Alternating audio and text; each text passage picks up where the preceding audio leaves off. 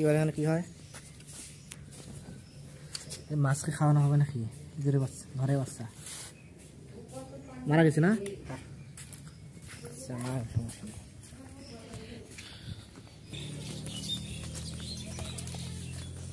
তুমি এখানে থাকো হ্যাঁ দাঁড়া কই খাই না কেমন মাছটা করেছি রে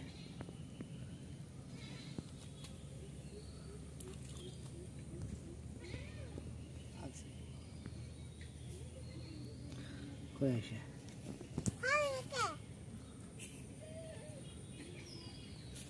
এই কেরে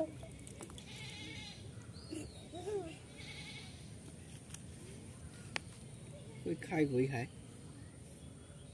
মাছ টেরে পায় না আরে মানুষ দেখতেছি না এই জন্য সাহস করতেছি না জোর কই দি আইয়ো এবার ডুবে গেছে তারা শেষ এটা তো শুতে সেই নিয়ে যাবে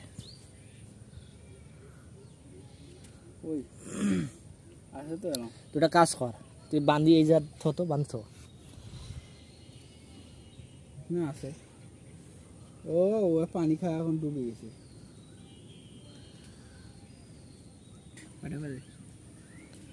কয়টা বাজে দেখো বাজে কয়টা না মুই যাম কেন আমি যাব কয়টা বাজে